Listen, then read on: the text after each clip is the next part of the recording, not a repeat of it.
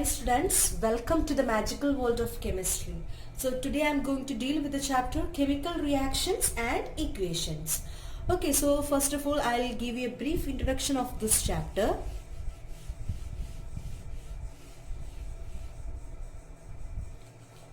So in this chapter, first we will see the difference between physical change and chemical change.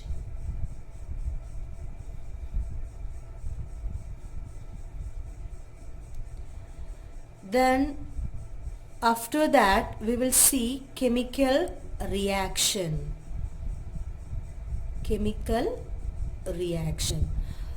So here we will see how to write the chemical reaction. So we can represent a chemical reaction in two ways. That is, first one is word equation format. We can use word equation format in order to represent the chemical reaction, and another format is chemical equation. So using chemical equation format we can represent chemical reaction. So the next one is we are going to classify this chemical reaction into four categories. So first one is combination reaction.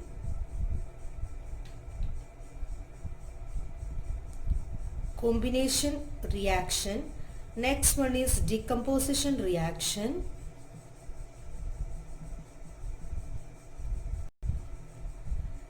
And next, displacement reaction. Last one is double decomposition reaction.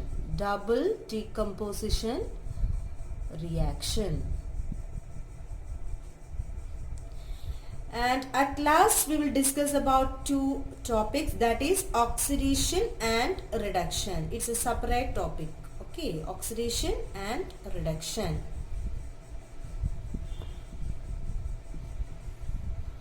So this is a whole picture of this chapter. Are you ready to learn? Yes, you are ready to learn, right? Okay, so let us learn together. So now let us see what is the difference between physical change and chemical change. Physical change is the change of a substance only in its physical properties. Not in chemical properties.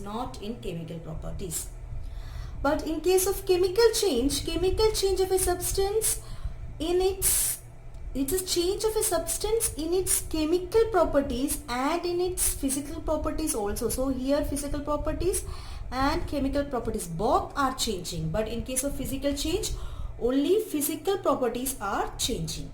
Okay, so what is the difference between physical properties and chemical properties? Physical properties, if we are telling physical properties, means when we are seeing a substance we can easily see its color, its order and state, right? So this type of properties are easy to see. But when we are seeing a substance, can we tell its toxicity, its acidity and its reactivity? So such type of properties are what? Such type of properties are difficult to tell, right? Okay, so this is the difference between physical properties and chemical properties. Physical properties are easily observable properties. Chemical properties means it is not easily observable and easily predictable. Okay. So here you can see physical change is so sad, but chemical change is so happy. Why? Because here physical change is telling I can change only physical properties. So it is so sad. But chemical change is telling what? So it is very happy. Why it is so happy? Because I can change both. So that is why it is so happy. It can change both physical properties and chemical properties. So let us prove the definition of physical change and chemical change by using some examples. Okay, so here I have given two examples. So one is an example for a physical change and another reaction is an example for a chemical change. Okay, so here sulfur solid sulfur on heating it is converting into liquid sulfur. This is an example for a physical change. Okay, so next one, copper carbonate on heating it is changing to copper oxide plus carbon dioxide. Okay, so solid sulfur to solid liquid, this is an example for physical change, and copper carbonate on heating giving copper oxide plus carbon dioxide, this is an example for a chemical change.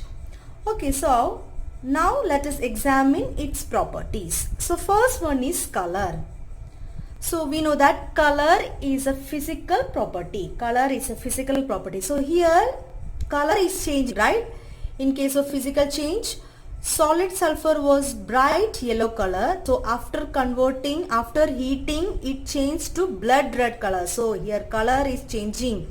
Physical property, color, it is changing. And next one, copper carbonate, and its color was green. So on heating, it will give copper oxide and its color is black. So here also color is changing. Okay, so here we can see both in case of physical change and chemical change, physical properties, that is color, that is changing. Next one is state. So here you can see first it was solid sulfur and on heating it became liquid sulfur. So here state has changed. Next one, here copper carbonate on heating it is giving copper oxide and carbon dioxide. So it was solid and when it heated it is giving solid and gas. So here state is also changed. Here also state has changed. So next one is reactivity. So I'll tell the reactivity of solid sulfur and liquid sulfur are same. Why? Because here solid sulfur and liquid sulfur both are made up of what? Both are made up of sulfur atoms. The atom which is made solid sulfur and liquid sulfur is not changing. It is made up of what? It is made up of sulfur atoms. For example, if you are wearing a black dress and a white dress, are you different? You are not different, right? The way of looking is different, but your talent, your energy, your performance, nothing will change. You are only different in your dress. Only your dress is different, but you are not different, right? So at the same in the same way we can tell here only the reactivity is not changing. Here the reactivity is not changing, only its color and state is different. This is liquid sulfur and this is solid sulfur. Okay, so here the state or the color is different, but it is sulfur only. So its reactivity is not changing. But when we are seeing this reaction, which means this is what? This is an example for chemical change. Here you can see copper carbonate is on heating, it is giving copper oxide and carbon dioxide. Here you can see this is made up of copper atoms, carbon atoms and oxygen atoms, and this is only made up of copper atoms and oxygen atoms, and this is made up of carbon atoms and oxygen atoms. Okay, so whether copper oxide and copper carbonate are same, whether carbon dioxide and copper oxide are same, no, right? So here its reactivity is different. Carbon dioxide, its reactivity is different, and copper oxide's reactivity is different. Copper carbonate's reactivity is different, because these three are three different compounds. So its reactivity will be its reactivity will be different, right? Its reactivity is changing. Yes, it is changing.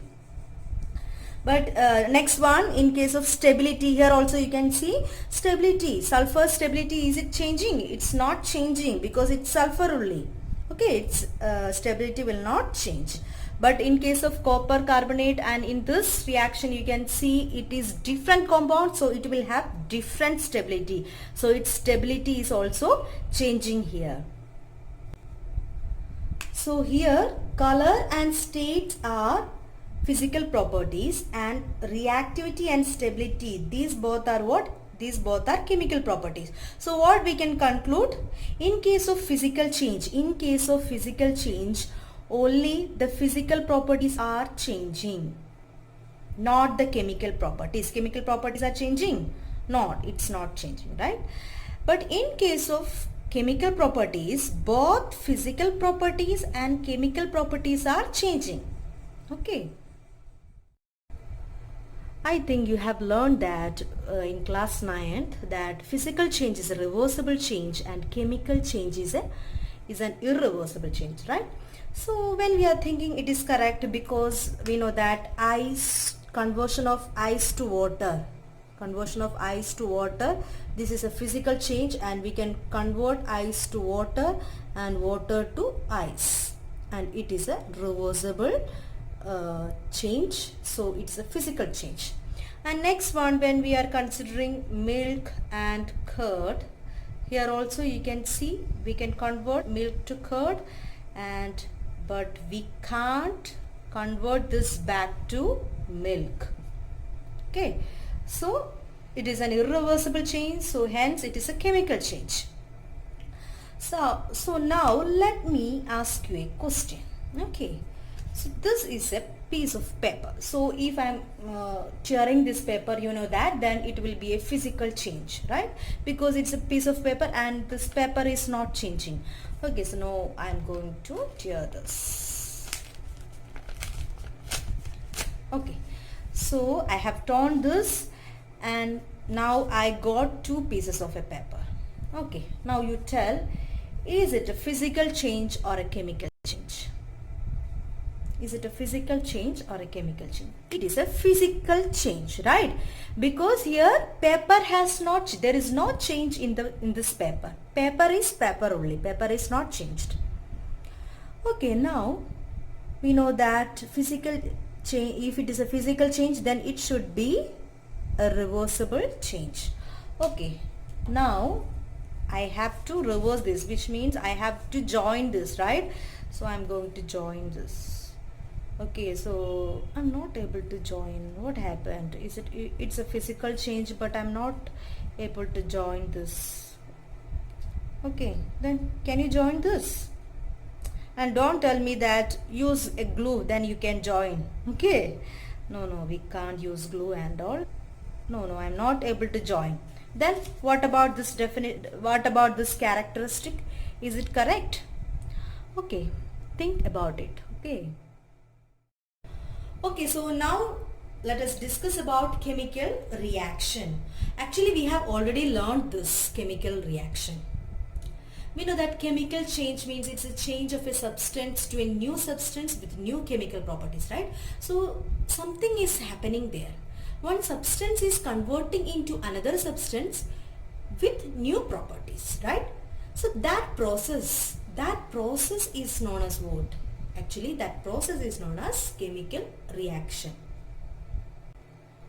Okay, so now we are going to see some of the chemical reactions. I know that when you are listening to me continuously, it will be too boring for you, right? So now we are going to observe some of the chemical reactions. Okay, we are going to observe some of the chemical reactions.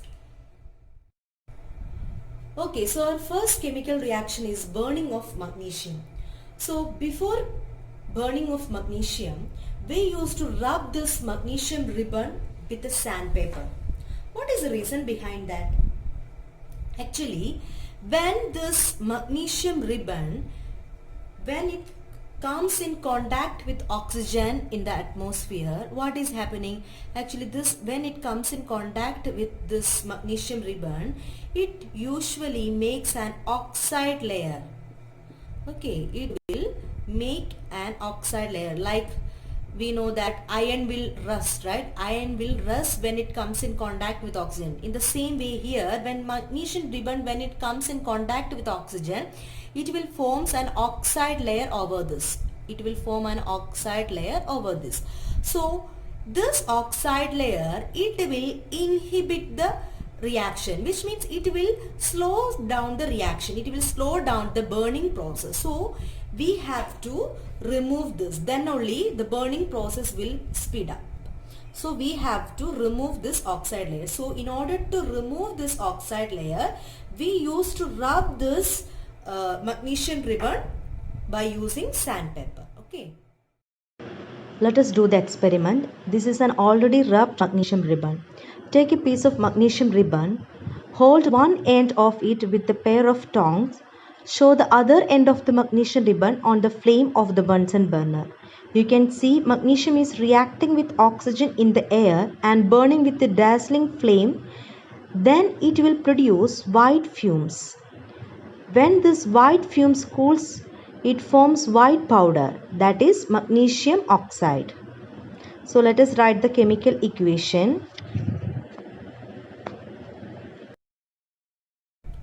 Okay, so here magnesium is reacting with oxygen and it produces magnesium oxide. This is a white powder. So here you can see magnesium oxide and its chemical property is totally different from the chemical property of magnesium and oxygen. So we can say it is a chemical reaction. So next one is the reaction of lead nitrate with potassium iodide. Take the colorless potassium nitrate solution in a test tube. Add a little amount of potassium iodide into that. A yellow precipitate is formed. The yellow precipitate is lead iodide. So we can write the chemical reaction: lead nitrate reacting with potassium iodide and giving lead iodide and potassium nitrate. This is a chemical reaction because lead iodide and potassium nitrate is having a totally different chemical properties from lead nitrate and potassium iodide. So that is why it is a chemical reaction. So next one is the reaction of zinc granules with sulfuric acid. Sulfuric acid is taken in a beaker. Zinc granules are added. Something is evolving from the beaker, right? What is that? It is nothing but hydrogen gas. This is an exothermic reaction, so heat will be evolved in this reaction. So this is the chemical equation for the reaction. Zinc is reacting with sulfuric acid and it produces zinc sulfate and hydrogen gas. So till now we have seen three chemical reactions. So these are the chemical equations for those chemical reactions. Okay, so now I'll tell these both are skeleton chemical equation. These both are skeleton chemical equation. Skeleton chemical equation. And this is a balanced chemical equation.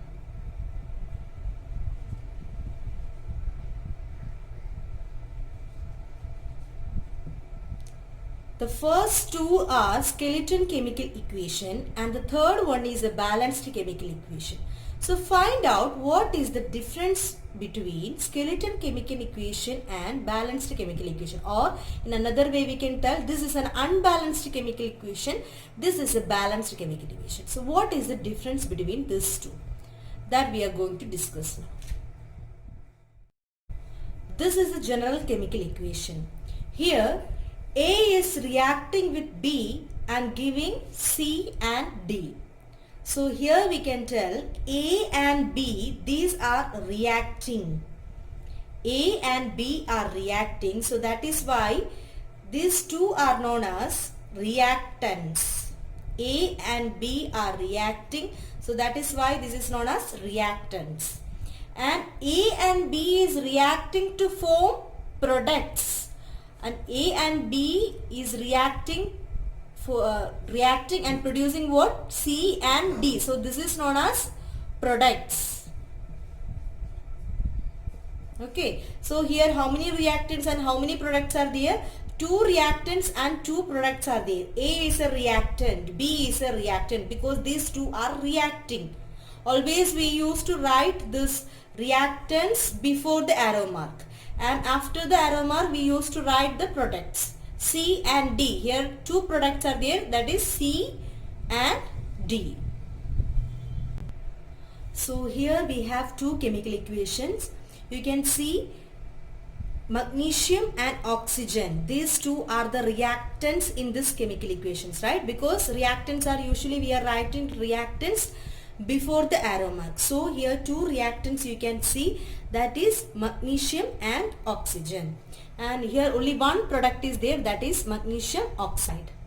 And in the second chemical equation you can see here two reactants are there, that is zinc and H2SO4, because reactants are written before the arrow mark. And here you can see here two products are there. Here only one product is there, but here two products are there, that are zinc SO4 and H2. In these two chemical reactions, we can say this is an unbalanced chemical equation and the second one is a balanced chemical equation. Or this is a skeleton equation and this is a balanced equation. How we will differentiate these two? So for that, first we have to count the number of atoms in the reactant side and the product side.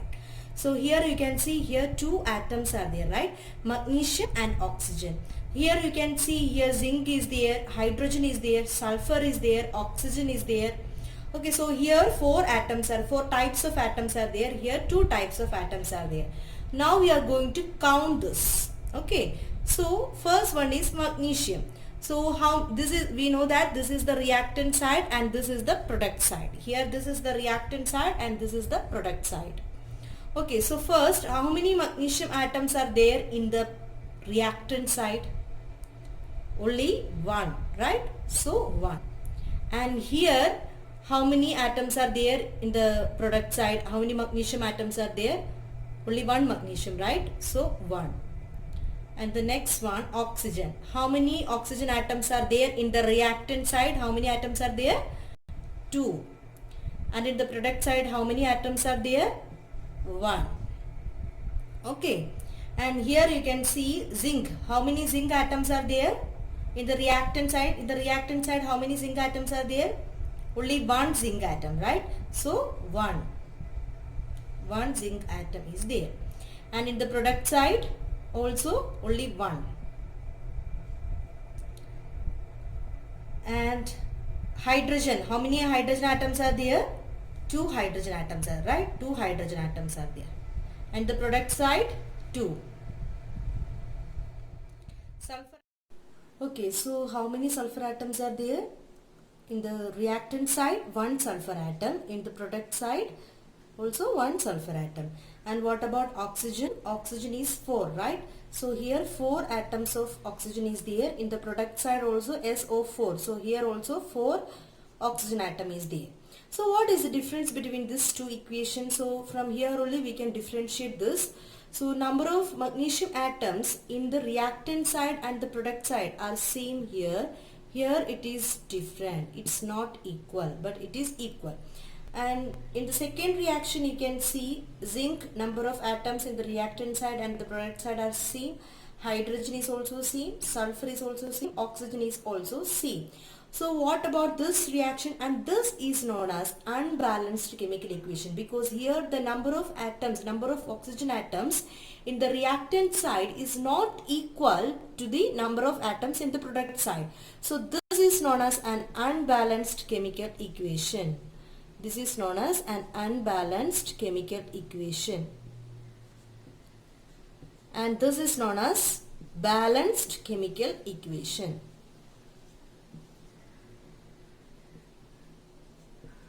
So what we have to do, usually we will balance the unbalanced chemical equation to a balanced chemical equation. So always we have to balance an unbalanced chemical equation. So we have to make unbalanced chemical equation to a balanced chemical equation. Okay, so what is the need of making an unbalanced chemical equation to a balanced chemical equation? So for that we should know what is law of conservation of mass. According to law of conservation of mass, mass can neither be created nor be destroyed. Okay, so in order to obey this law of conservation of mass, the mass of atoms in the reactant side should be equal to the mass of atoms in the product side. So for that, what we can do, we have to make the number of atoms in the reactant side which should be equal to the number of atoms in the product side.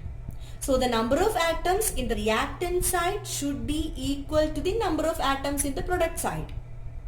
Okay, so then we can tell then that chemical equation obeys law of conservation of mass. So in order to obey the law of conservation of mass, usually we are balancing an unbalanced chemical equation. Okay, so this is an unbalanced chemical equation. Now we are going to balance this. So before balancing, you should know some rules. Okay, so see here in the reactant side, how many iron atoms are there? Only one iron atom, right? But here 3 iron atoms are there. So usually you will think, okay, in order to make it equal, okay, I will add 3 here. Is it correct? This is wrong. Okay, you are not allowed to add any number as a subscript. You should not add any number down like this. You should not add any number. You can't add here. See, here it is 4. So in order to make oxygen is 4 here in the product side. So in the reactant side you have to make it 4. So you can't add like this 4. This is not allowed. You should not add anything as a subscript. And next rule, you can't add any number in the middle. See, here it is 4. So I'll think, okay, then I can add 4 here. Then this is also 4O. This is also O4. So 4 atoms here, 4 atoms here. This is also wrong. Why it is wrong? Because H2O is a compound. This is not separate one, right? H2O is a compound. H2 and O is not separate here. This is a compound, right? This is water. H2O is a compound. So you can't add anything in the middle. And here also Fe3O4 is a compound. You can't see this as a separate thing. Okay, you can't see like iron and oxygen. This is Fe3O4. So you can't add any number in the middle. You should not add any number in the middle. So how you will balance this?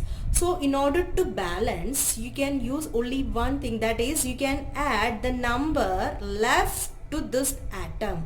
Okay, so this is Fe. So if you want to add any number, you can add here. Like now I'll write X. Okay, so you can add here. Here also you can add in the left side. See, here you can add number. Here also middle you can't add because this is a compound. So here, but here you can add the number. And here also, here you can add the number. Okay, so now we are going to balance this equation. Okay, so now we are going to balance this. How many iron atoms are there in the reactant side? In the reactant side, 1, right? In the product side, how many iron atoms are there? 3 iron atoms, because it is Fe3. So 3 iron atoms. And how many hydrogen atoms are there in the reactant side? 2. H2O. So 2 hydrogen atoms. And here also it is 2. H2. So 2 hydrogen atoms. And next one, here oxygen atoms. How many oxygen atoms are there in the reactant side? 1, right? 1 oxygen atom. Here 4. So now we are going to balance this. So what is the biggest number in this? The biggest number is 4. So we will start with the biggest number. So biggest number is for oxygen. So we will start with oxygen. Okay. So here in the reactant side only 1 oxygen atom is there. In the product side 4 oxygen atom is there. So we have to make it equal. This is 4, this is 1. So we have to make it, this also we have to make it 4. So what we can do? We can add 4 here.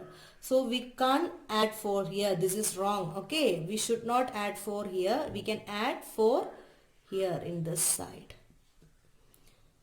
Okay. So this is 4O. Okay. So if we are adding any number, it will be common for hydrogen and oxygen. Okay, so if we are adding any number here, it will be common for iron and oxygen.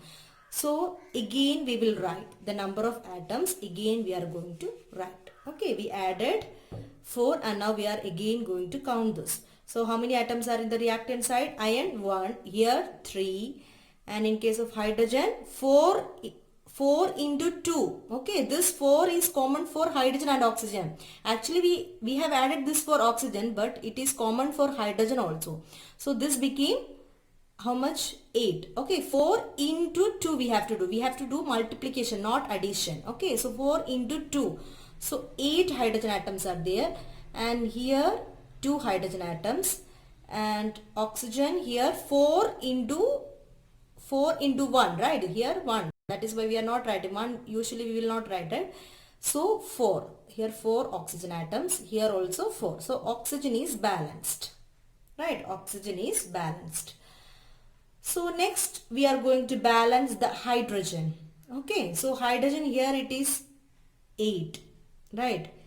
Here 4 into 2. 8 is there. Here 2. Only 2 is there. So how we can balance this? So here also we will make it 8. How we can make it 8? By adding 4 here. See, 4 into 2. How much it is? 4 into 2 is 8. Right? So again we will just check whether it is balanced or not. Okay. So Fe is 1 and this is in the product side it is 3. And hydrogen it is 8. 4 into 2 8. Here 4 into 2 8. Next oxygen is 4 and here also 4. So this both are balanced. So next one is iron. Only iron we have to balance, right? So here 3 iron atoms are there. Here only 1 iron atoms are there. So we should not write anything here. Okay. So we are going to write this in the left side. So 3 iron atoms. So again we are going to check whether it is balanced or not. So again iron, hydrogen, oxygen. So 3 iron, here also 3, here it is 8, here also it is 8. How many oxygen atoms? 4 oxygen atoms, here also 4 oxygen atoms. So this is what? This is the balanced chemical equation. Okay, so one more balancing we will do. So first we will count the number of atoms. So lead in the reactant side 1 atom, and the product side also 1 lead atom, and nitrogen here, see this 2 is common for nitrogen and oxygen. Okay, because this is inside the bracket, nitrogen and oxygen is inside the bracket, and this is the 2 is the subscript for this. So this 2 is common for both nitrogen and oxygen. So how many nitrogen atoms are here? 2. Okay, N 2. Okay, so this is 2. And here KNO3. So N is only 1. And oxygen here O3 is there, and this 2 is also common for O, right? So 3 into 2, 6. 3 into 2. Usually we are doing what? Multiplication. And here it is 3. Next is K. K here it is 1, and here also it is 1. And I, here it is 1 and here it is 2. So what is the biggest number? Biggest number is 6. So we are going to balance O. Okay, so here it is 6 and here it is 3. So we have to make it 6. How we can make it 6? So just multiply this 3 with 2. We can't add here, that you know, right? So 2 into 3, 6. So it became 6. So now again we are going to calculate.